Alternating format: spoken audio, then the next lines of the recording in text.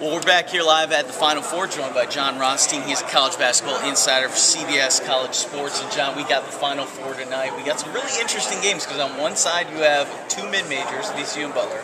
On the other side you have two massive powers, Kentucky, UConn. Let's start with VCU and Butler. First off, I don't think a lot of people expected this matchup. Talk to us about it, Don. Well, a great contrast in styles. Butler's a team that has really been renowned for a couple years right now for taking away their opponent's strengths. And VCU's a team that is really known for their offensive prowess and their ability to shoot the basketball. Usually you don't see mid-major teams really have this type of offensive firepower, but that's what gives VCU separation.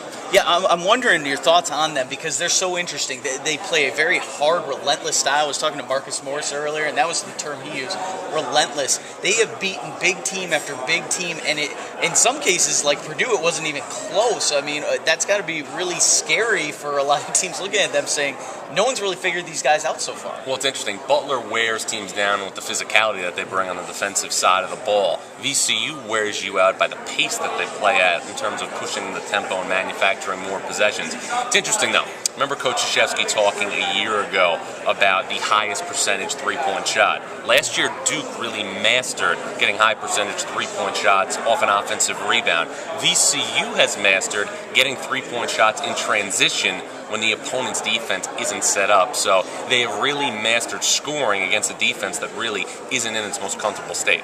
You know, they show up just out of nowhere, much like George Mason did. However, Butler's here for the second straight year. You've got players, coaches, everybody who have been there, done that, and came one half-court shot away from a championship. How much is that a factor in this game? It's a huge factor, especially when you consider that we've seen that type of experience have tangible proof of success throughout the NCAA tournament. They go to the final position against Old Dominion, they win. Same thing happens against Pittsburgh. They beat Florida in overtime. So Butler is at its best, and they're comfortable in chaos. They're at its best when it matters most, so that's why they're probably, in my opinion, going to be playing for a national championship for the second year in a row. CBS College Basketball insider Jon Rothstein joining us here, WDFN, ESPN 96.1 as well. Let's move to the other side of the bracket, UConn. It's the only team that I got right in my Final Four, and it was because I believed in Kemba Walker.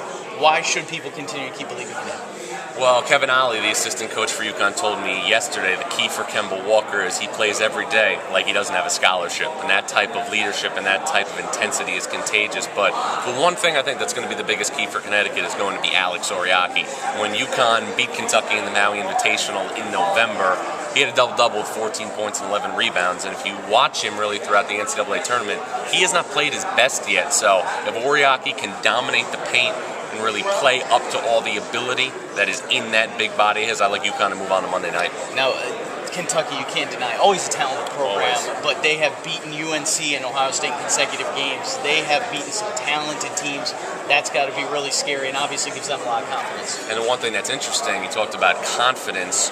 Throughout the year, we always really talked about how would a team that leans on freshmen handle really the adversity of the NCAA tournament, and really what's come to the forefront is the veterans of Kentucky. And I thought it was really, really telling yesterday when Kentucky players addressed the media along with John Calipari. The three that went to the podium were Josh Harrelson, DeAndre Liggins, and Darius Miller. So one-and-done players might be the benchmark for John Calipari's programs, but right now the foundation seems to be the veterans. So now that we've laid this all out, John, who do you think moves on? Who would you like to see, just from your standpoint in the championship game, what you think's going down? Any matchup's going to be a great matchup, especially when you consider the collection of these four teams. I like UConn and Butler. I like Butler's experience and their physicality on the perimeter to bother VCU. And look, UConn shocked me in Maui. They shocked me in the Big East tournament, and they really shocked me in the West region. There was no hangover from the Big East tournament, and Jim Calhoun has a pretty special chance to join some elite company if he wins 2 more games. The only other coaches that have won 3 national championships, Mike Krzyzewski,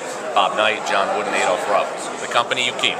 Yeah, definitely. Well, it's going to be some great matchups, John. We appreciate you stopping on by, and looking forward to some great games tonight and move on forward. And remember, you can always check out John's stuff, CBS College Sports Network, also online.